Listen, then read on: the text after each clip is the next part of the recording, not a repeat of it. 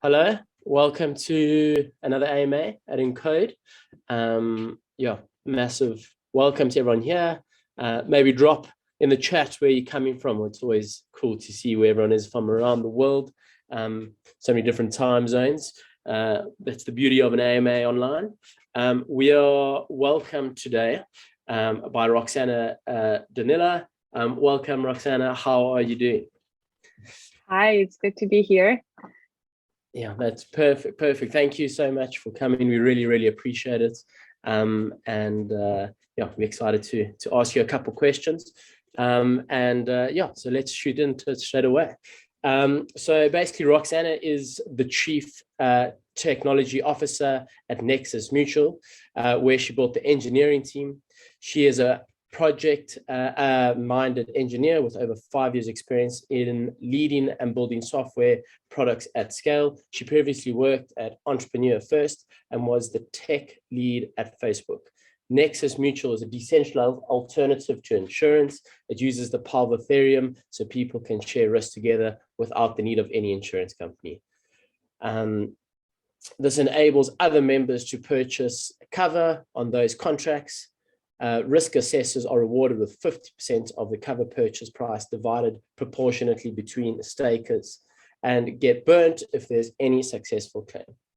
And a quick little word about Encode. Obviously, we are kind of a blockchain education platform onboarding people into crypto. We work with leading companies, networks, communities, and universities. But enough about us and more about Roxana. So Roxana, I've got first question is, when you were younger, what did you want to do? And where are you now compared to that vision? Tricky question to start the day. I don't think I've ever had a strong vision of where I want to be. I used to be good at maths, and that's how I chose what to study. It was basically elimination. I just made a table with these are all the disciplines kind of related to maths. I started crossing things off the list, and computer science was the one that remained, which I guess it's not a very inspiring story, but luckily enough, I ended up studying computer science, which I didn't know much about at the time. But I'm glad I did, and it's fascinating what you can actually build. Right from university, I knew I wanted to work in at the company where I can have impact and actually build something that's meaningful. And that was one of the main drivers in my career, and that's also how I ended up discovering crypto, I guess. Perfect. I think you definitely made the right choice studying comp sci, looking how the world's kind of turned out. So you mentioned your first job, I guess, was in California. So you went to high school in Romania. You then went on to study in London, if I'm right. And then you got your first job in California. There's quite a bit of country hopping going on there. I think the question would be like, how did you jump in between each country, and maybe what did each country teach you a little bit about? Because it's all, I guess maybe the UK and the US are quite similar, but Romania is quite different from the UK and the US. So it's quite interesting to see how you learn from each country. Yeah, all three of them are definitely very different. Classic story, I come from a really small town with not a lot of perspective. Going to study in the UK was almost by chance. Someone I knew went to study in the UK, and they came back for the Christmas holidays telling us all about the process, how they ended up going there, what was the financial support you can get access to, which was a big factor.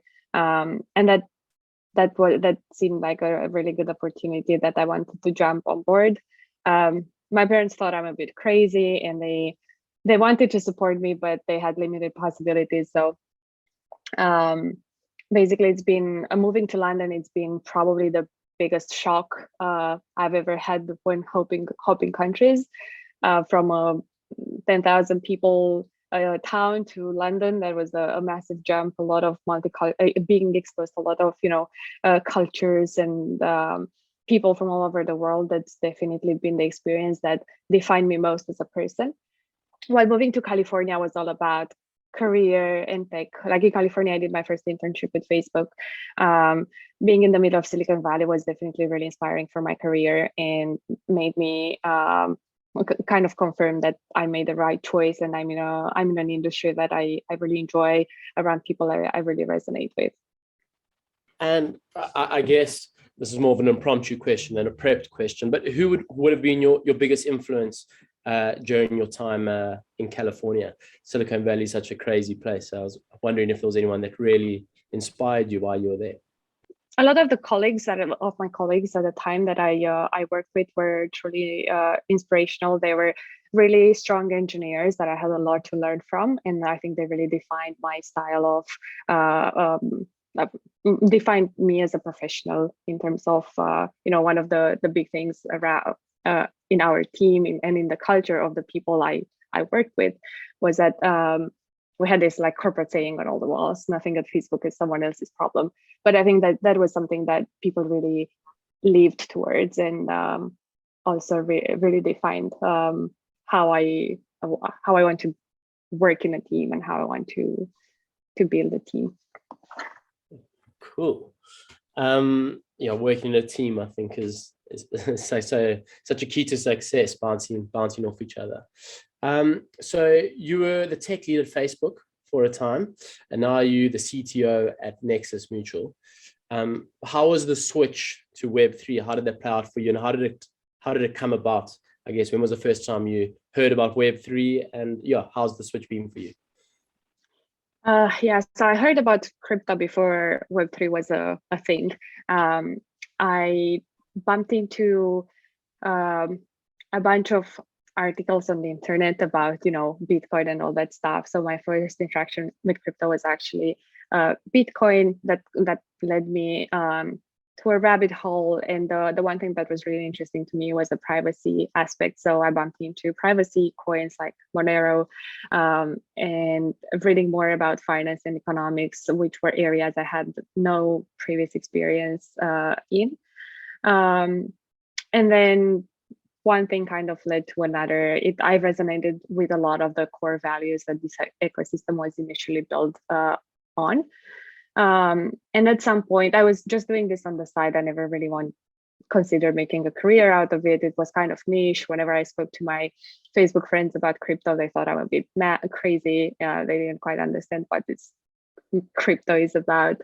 But then at one point, I decided to leave Facebook mainly to go towards a more entrepreneurial career. I didn't necessarily want to jump into crypto, but rather get closer to the startup world, build something myself. So that's when I joined Entrepreneur First, which is an accelerator based in the UK.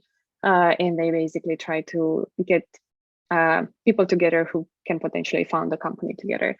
And when I was pitching, I went for the program. We got funding from EF, and we were looking to basically raise our first seed round. And when I was pitching around to investors that I knew from,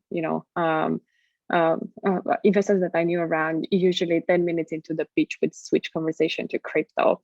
So it became obvious that I wasn't doing the right thing. I got introduced to Hugh, who's the founder of Nexus Mutual, around the same time, and that's how I made the decision to make the leap towards crypto. And there's no looking back. I agree. There's no looking back from crypto. In your answer, you touched on kind of the core principles of crypto that kind of made you want to join the space. Do you maybe want to touch on what those kind of core values or principles are? Decentralization is the core, the basis that everything is built upon, right? And being able to give back the power to the people, even that's about their data, or that's about, taking decisions on risk management, as we do with Nexus Mutual. I think that's really empowering. And having seen, the other side, where big corporations actually have monopoly over user data, that's been the contrast between the two worlds I've been exposed to. I think it's been really strong and kind of made me appreciate a lot the resilience that comes with the decentralized systems, the anti-fragility that these systems have, if they are truly built in a decentralized fashion. That's a different story. Okay, cool. So I think we maybe got to touch on this bear market. So, I mean, how do you comment on the bear market that's kind of been dominating the space over the last couple days, and I'd say last week as well? So, I mean, do you have any comments on it? Is it do you think it's just it will blow over, or I mean, maybe it's just the growing pains of Web3? Well, there are two aspects here. One, this is definitely not my first bear market. Like any market, these things are cyclic and things come and go. And I think the projects that actually survive bear markets are the ones that are the strongest, basically. That's where value actually gets created and eventually accrued. Now, defining a bear market as a period of a few weeks, it depends if this is the first time your portfolio is going down or if you've been through this cycle before. Now, as a builder, I'm obviously biased, and I think bear markets are actually the best times to build. You get a lot of focus, distractions go away, people stop, trying to pump and dump tokens in all channels you're in. All this noise that's really distracting when you build in Web3 goes away, and we just go fully in on building. So from that point of view, I'm secretly kind of excited that things are calming down a bit. Now, every bear market has a different trigger and has a different way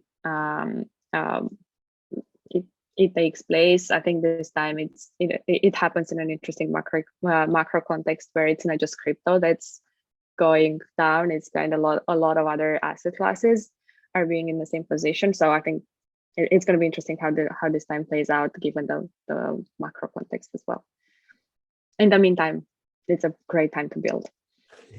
I think so. It's a great time to do Encode programs, I'd say, as well, because we love. Oh yeah, for sure. But bias, bit of marketing going on there. I guess the next question would be, you, Roxana, participated in the Encode HerDAO panel in Amsterdam. And so it's really cool to see events like this going on. I mean, are there enough women within the Web3 space? And do you think, I guess, are there too many barriers of entry for women coming into the Web3 space and maybe the tech space in general? What would your opinion be on barriers to entry for women? Yeah, this is a tough subject.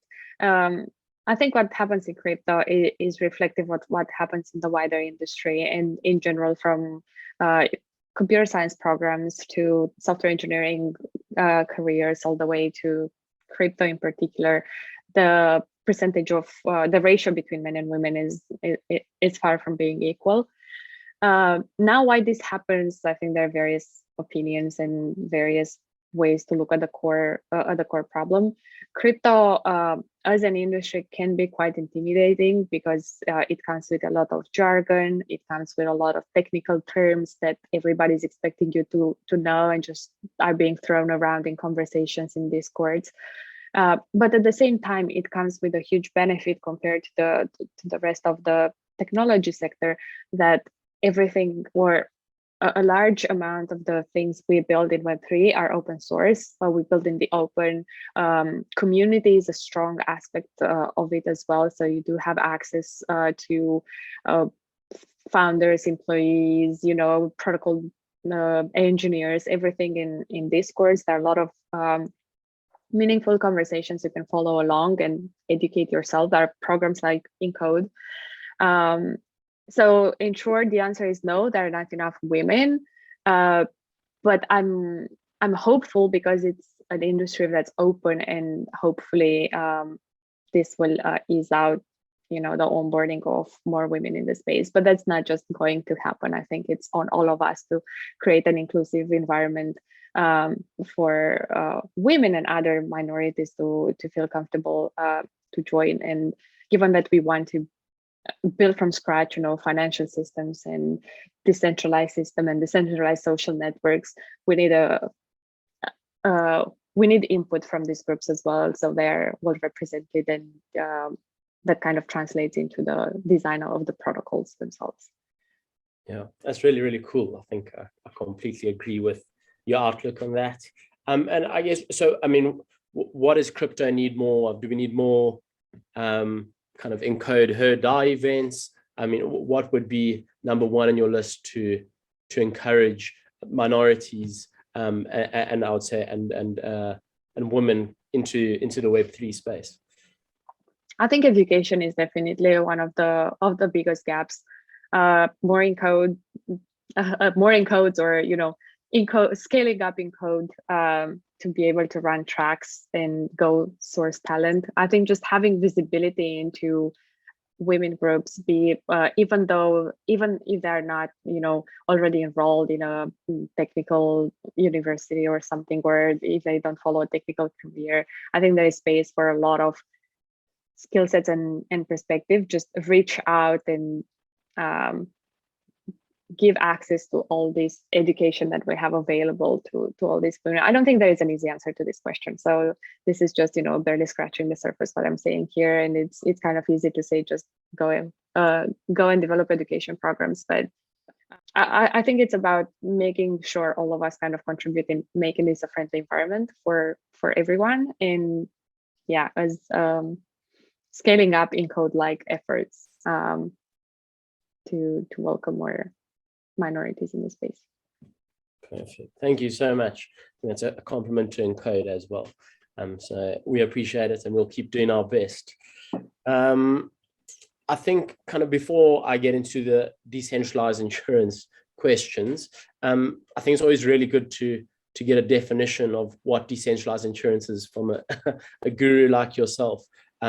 I mean, obviously insurance has got so many aspects to it, but I mean, so it's quite tough to nail down one definition of insurance. But I mean, what does decentralized insurance look like to someone who maybe doesn't really understand what it is?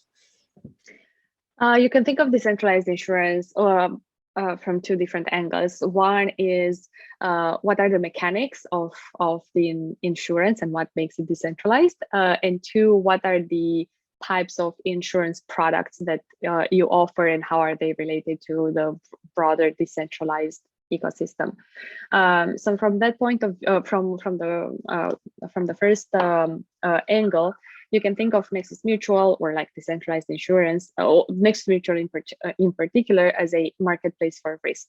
So instead of having big insurance traditional company that underwrites cover policies and has a lot of small writing at the end of the policy, and lack of transparency into how claims are being approved or denied, we instead took a different approach that's closer to the origins of the insurance, and we created a mutual, which means all of us come together, provide capital together to underwrite covers, vote together if we pay out on claims or not, and then kind of share the losses if there are any, or share the rewards.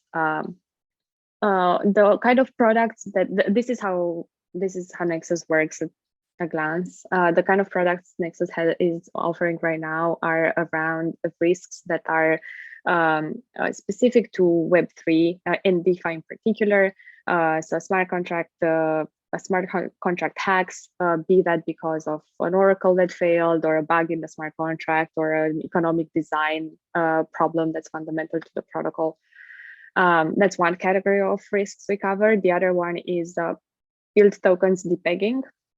And third, we're slowly going towards more traditional markets, let's say, and we offer a product for tokens that get that one may keep in a custodian, a third party that custodies the tokens for you if there is a disaster, and they seize the access to the funds that you keep there. Nexus could potentially insure such an event. Okay, cool. I come from my father was a broker, so an insurance broker. So I find that really interesting. So we always talk about decentralized insurance in over a couple of beers, I would say. But yeah, so you've answered a lot of questions for me. Nice. Will Nexus Mutual, will the next progression be to, I guess, solving this real world issue of insurance kind of with blockchain, and or is it kind of just going to stick at those three kind of types of insurance for the meantime? I mean, is there a progression for Nexus? What's kind of the roadmap along the line? Yeah, so we're definitely looking to scale horizontally and be able to offer different products covering different types of risks. We are right now we are experts in the DeFi space, which is why we're heavily focusing on these types of risks. But in the near future, we're currently working on a V2, an upgrade to the protocol that's gonna unlock a lot of really new use cases. And maybe the most interesting of them is the fact that Nexus will become a little bit like Lloyd's of London, like a little bit of like the infrastructure where anybody can spin up their own insurance business that's more specialized to an area that they might be an expert on. Be that real world stuff like, wildfires, earthquakes, that kind of stuff, or more digital type products. The idea is for the protocol to become an infrastructure layer that will unlock a lot of use cases that to be built on top. Would you go about kind of buying these like for instance, that you get a lot of brokerages within traditional insurance? Would Nexus Mutual maybe go about kind of buying and acquiring these brokerages and making them decentralized, or is that maybe, are we talking a little bit too far along the pipeline? Would that ever be a possibility?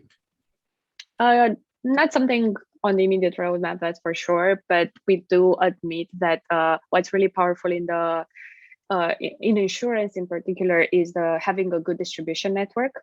So that's one of the, as Nexus scales up, that's one of the that's where we're shifting a lot of our focus towards growing our distribution network, and be that like finding what works best for our model. That would be the equivalent of broker networks in the traditional world. Okay, cool. But just to add to this, the really cool thing about this DeFi ecosystem and being all digital and stuff is that you can embed these products natively into, for example, you can build a vault where you deposit your tokens to earn yield, and by default that's also insured by Nexus Mutual. So in that case, you kind of make redundant this layer of brokerage that go and sell insurance. We do believe that insurance is sold, not bought. So you kind of have to go where your user are and offer them this service. But what's cool about DeFi and the composability of the protocols, all this money, Lego money paradigm, is that you can unlock this kind of solutions like the insured vault that I described, which are really, really cool from my point of view. Yeah, I completely agree with you. It sounds like a really, really cool space, and something that really, I think, interests a lot of hackers, to be fair. We get at least 3 or 4 projects submitted in our hackathons that are related to decentralized insurance. So I think you're in a pretty good space. I guess we'll move away from the decentralized insurance. I'll ask 2 more questions and then we'll open up the floor. So if anybody does have a question, you can raise your hand so long.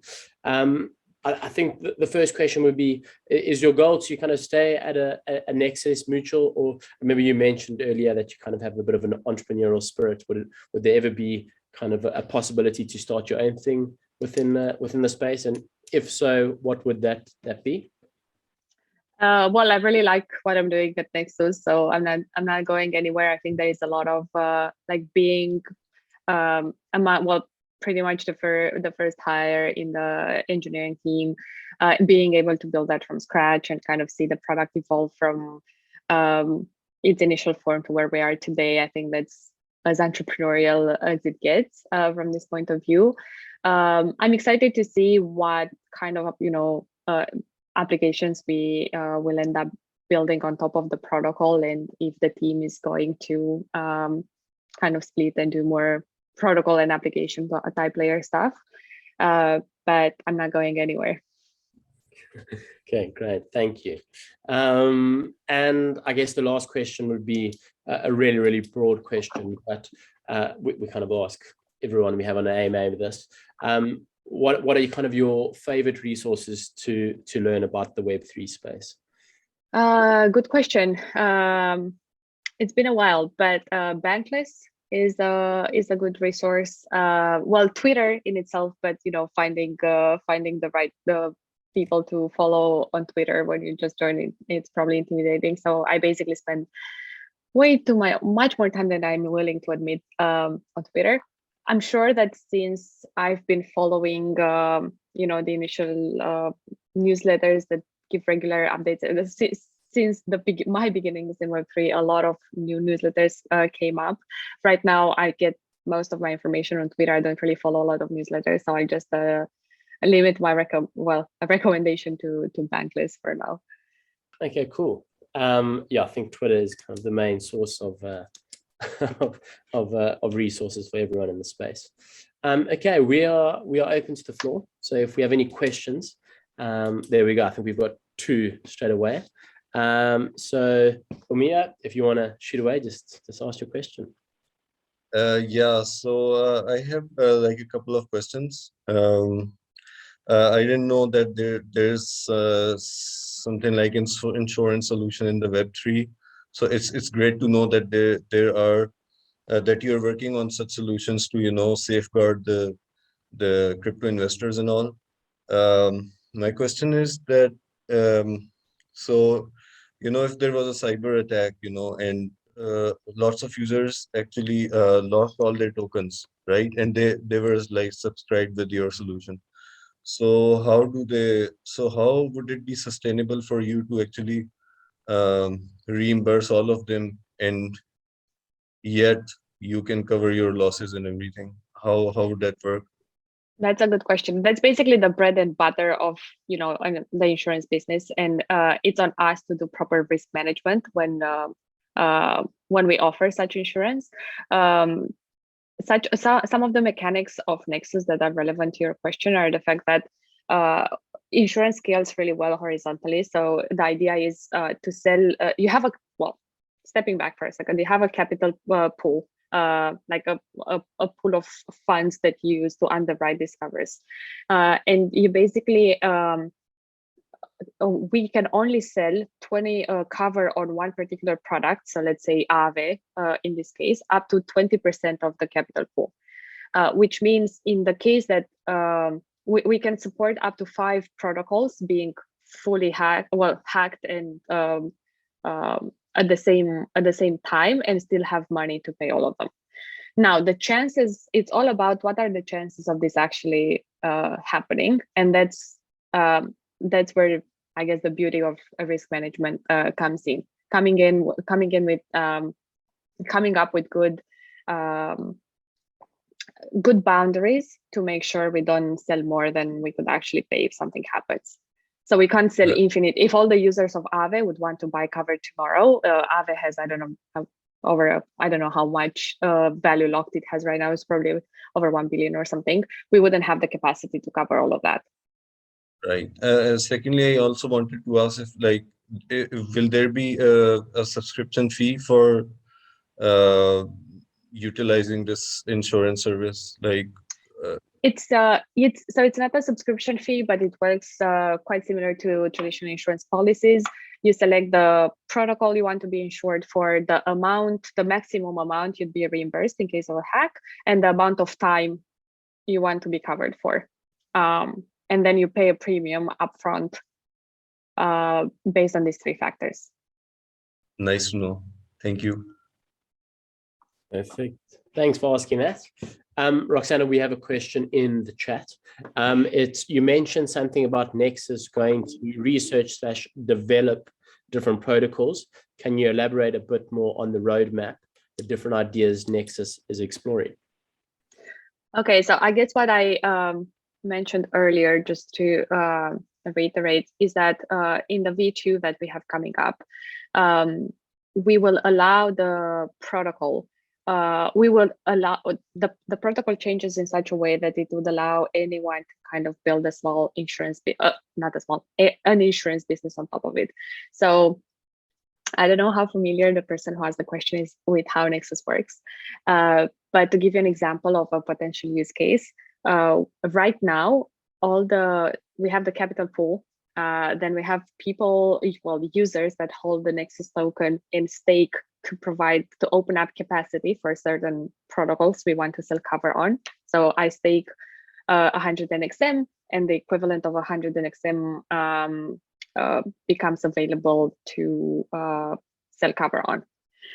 And all this happens in one pool, like everybody pulls stakes together, and they provide capacity. Now in the future, and then all the claim assessments. So in case there is a claim that comes in, the members of Nexus Mutual, the protocol will come in, look at the claim, decide if they want to approve it and pay it out or not. Now we're moving from this model of one capital pool to multiple staking pools that we call syndicates. So basically anybody with enough that can attract enough capital can spin up their own syndicate or their own, staking pool, and offer capacity on any type of product that they want to sell insurance on. Like you can build up your own terms and conditions. Like instead of selling the products that Nexus has available, you can come up and sell insurance for earthquakes in Brazil. You come up with terms and conditions for that policy. You have a solid distribution network because you've been working in that space for 10 years. So you can easily sell insurance to your network. And then whenever claims come in, you can be the main entity, basically. You and the other people who provide capital with you can be the main entity judging, deciding on those claims, just because you are the expert in that field. So kind of going niche on various industries rather than the protocol and the members of the protocol having to be experts in a whole bunch of things. Thank you so much. And we've got another question in the chat. Apologies if it has been asked already. What is the process and the minimum requirement for a new DeFi protocol to be covered by Nexus Mutual? That's a very good question. We developed this system in time, and we still use a lot of the smell test. But basically, there are a couple of criteria we look at. One is when was the protocol launched? What's the security like on the protocol side? Do they have a security audit from a credible team or not? Are the contracts upgradable or not? Is there someone, how decentralized is the protocol? Is there only one address that can control the contracts or not? Lately, because we've seen a lot of inbound demand for listing the protocols, we figured out that a good threshold is around 100 million TVL in a protocol. That's when there starts to be demand for insurance from end users. So there's a small questionnaire that anybody can fill in and apply to be listed. It goes through our internal risk review, but this would be the main criteria to look at. Thank you so much. So there are two questions, actually quite a few now floating in. The next one how does Nexus Mutual come across new clients? It's been, so far, a lot of it has been inbound. We haven't really run, intensive marketing campaigns. So word of mouth in the DeFi space, funds that invested in Nexus and also have investments in other protocols and want to get insured, or Google seems to be working every now and then. But I think we've just been around for so long, and people people who've been in the space for longer know that we exist and come back to us. That's also probably because we are the only insurance protocol that actually paid out on claims so far, multi-million-dollar claims. So I guess it helped us build up our brand. Distribution is, as I said earlier, one of the big focuses as we're scaling up for the next, once we launch V2, that's going to be our main focus, growing the distribution and growing basically the streams of customers. Danny's shooting away at a follow-up question, but who would be the main competitors for Nexus, if you have any? There are a couple of other decentralized insurance protocols out there. Honestly, I do not know all of them. A couple of names that come to mind are Insurace, Risk Harbor, which is in the Terra ecosystem, and a couple more like that. Nexus has been the first one to launch. They've been the other protocols have launched afterwards. So I guess that would be our main competition right now. Traditional insurance hasn't really digged into this space yet, but as time goes by, they probably will get involved as well. They move very slowly and they are very cautious and all that stuff. But at some point, we could envision having them as competitors as well. Yeah, cool. Thank you. I see Umar has another question. I wanted to ask like how easy it is for non-tech savvy people, or you can say computer illiterate people, to actually utilize this insurance service. How easy it is for laymen. Definitely not as easy as we'd like it to be for now. But the main requirement is to have an Ethereum wallet, because this is fully run on Ethereum. And given that we only cover, Web3 protocol, Web3 risk, you are interested in this service only if you've already used one of the deposited into one of the protocols.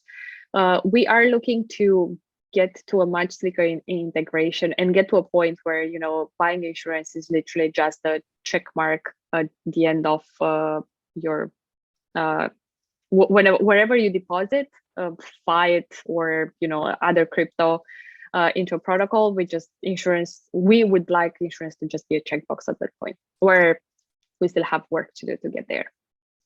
Right. I was also just watching the tokenomics of the Nexus Mutual token. Also wanted to ask, like, why is it not listed on any main exchanges like Uniswap or PancakeSwap or Yeah, that's mostly because insurance is a heavily regulated industry, and I think I should have started the AMA with this. But what Nexus sells is not insurance, but it's discretionary cover. As in, it's at the discretion of the members of the mutual to sell this cover and to pay out in case of a claim. Now, the token, in order to be able to operate properly, we have historically been using this mutual form, which is mutual, which is like an actual legal way to organize ourselves. One of the requirements of doing so is a mutual is basically a membership-based organization. It's like a university club or something, if you may. But so in this case, anybody who interacts with the system would have to become a member. And this legal requirement basically made it in such a way that Nexus couldn't have been freely traded. It can only be traded among the members of the mutual. Now, at some point, someone from the community built this wrapper token on top of Nexus Mutual, which is freely tradable on the market. As far as I know, it's available on CowSwap, right? Yeah, it's on all decentralized exchanges, and I think some of the centralized exchanges listed it as well. But because it's a community-driven project, we haven't really been involved at all in listings and so on. Right. Okay. Thanks for explaining that. Perfect. Thank you. And I think there's a question from Vanessa to follow that question. How regulated is your field to its Web2 equivalent? As most of the Web3 regulations are not very clear at the moment, there are no strict regulations anywhere around crypto, decentralized insurance in itself. As long as you sell insurance, you would have to obey the insurance regulations in the jurisdiction where you sell it. Given that we sell discretionary cover and not insurance, things are a bit different. But I think, as it's the case with the wider industry, only time will tell. And there's definitely a lot of attention being driven towards Web3 at the moment. I guess a question from myself, I'll sneak another one in. But is there any Web2 cover for smart contracts per se, or is it kind of, are you fully decentralized? Is that what makes you different from kind of a Web2 insurance company? Or are you are you pretty elite in your field of ensuring smart contracts being hacked? So we are full. I'm not sure I fully understand the question.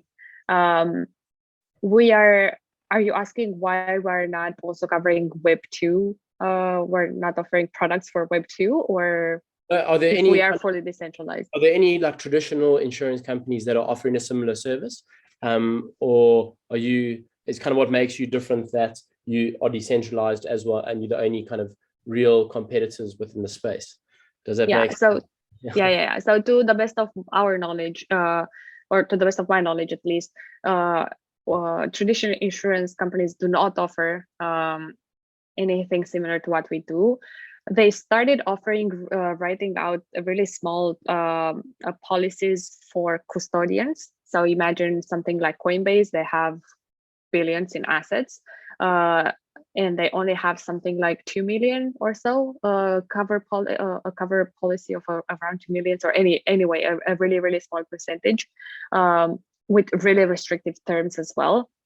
That's mostly because as a risk, like insurance being all around risk management and Web3 being such a new field, which is really high risk, I think they're not yet comfortable taking on this risk. They don't know yet how to price their policies accordingly. So usually in the big traditional insurance company, you'd find an innovation team with 1 or 2 people focused on this space that have really low limits they can play with and are extremely restrictive. It's almost mostly marketing on their side than actual value provided to the parties insured. That's probably going to change as time passes and the ecosystem matures. Okay, cool. John has a question. Curious if the high prices of Ethereum transactions and or the uncertainty about upgrade to proof of stake affects Nexus Mutual's decision to build on Ethereum. It doesn't directly affect the decision to build on Ethereum, as in we are staying on Ethereum first protocol, but we're definitely exploring options around layer 2 to lower the fees for the end users. We're also open to multi-chain, but for now we haven't seen, or at least until more recently, we haven't seen enough meaningful traction on our chain, on other chains that we thought would be sustainable long term to jump in there. So for now, we're just staying on Ethereum, and we hope L2 solutions mature as the space grows. And then the next question is, what comes after the V2? V3, kidding. There are still a lot of aspects of the protocol we have to optimize and work with, but I think for a while this is the biggest upgrade we have planned. The rest of the things are going to be smaller things, layer 2 research and seeing how deploying the Nexus on a layer 2 could potentially work given the constraints. That's going to be one of the bigger projects we have in sight. And then just really focusing more on the commercial side, to put it that way, as in, as I said, distribution, scaling up with the distribution and figuring out, what interesting use cases that we could be building on top of this V2. Like this issue, like one of the projects that I'm very fond of, and I wanted to be able to do it forever, but with V2 hopefully it's going to be a lot easier to do, is this insured vault that I mentioned earlier, and other like being able to deposit my money in a vault that's covered by default, and basically support. It's going to be our mission to support teams who want to build this kind of projects, and by the way. We also have I guess this is a good time to mention, we have a community treasury that will be so funds available for community-driven projects, so people like you who want to build using Nexus and enabling cool products like this.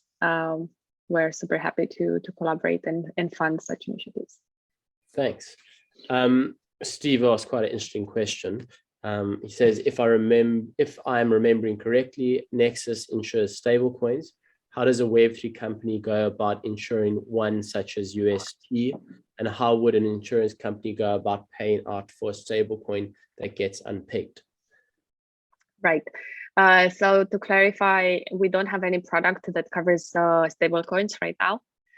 We do have a product that's similar and covers yield tokens. So if you deposit in Yearn and YDAI, if you deposit DAI in Yearn and YDAI depegs from DAI, that's what we would pay out the claim.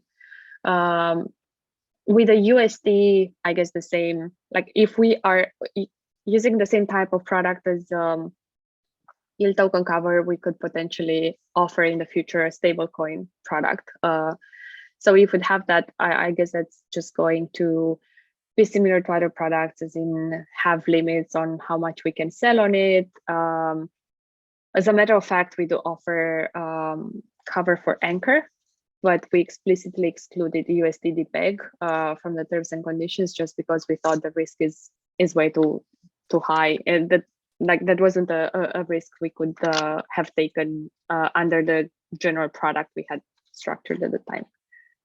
So it's all about making sure we have good limits on our product, and we have a good diversification of risk, so we don't expose all our capital pool on one product such as USD, and basically go out of business if such an event like the one that just happened would occur. And are there any more questions that anybody wants to ask? I think that was a very good answer, sir. Thanks for that. If there are no more questions, we can also call it there. A couple of minutes. Oh, there we go. Laura has a question. Fire away. Hi, Rox. Nice to see you. Thank you for joining us. I just wanted to ask around hiring, and if you wanted to tell the community about any job roles which are available with you guys, or just generally any hints or tricks that you would give people that are trying to break into Web3. Excellent question, Laura. Thank you. Nexus Mutual is hiring. We are hiring the Solidity engineers, but both engineers that have experience in Solidity, but also engineers who want to break into Web3. We do have an internal program to basically help Web2 engineer transition to being Solidity engineers. We are small team of 3 engineers and myself. That's the whole team of Nexus Mutual, and we're looking to add 2 or 3 more. So if this is interesting for you, I would love to get in touch. I would love to have a chat. Generally around breaking as an engineer, because I think I can mostly speak about around the engineering here.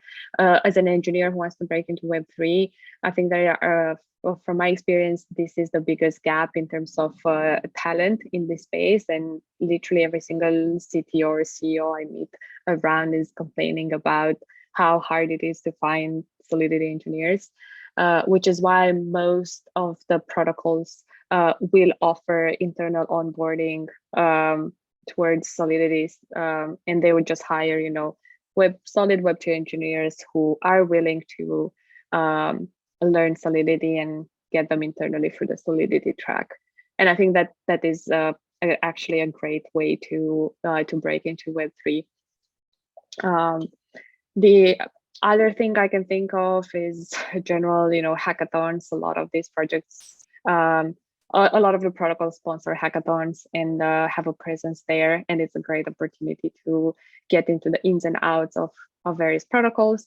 And also all the community funds, as I mentioned earlier, a lot of the protocols would have this, community treasuries and offer grants to anyone who contributes to the protocol, be that from an engineering point of view or any other skill set that could be useful.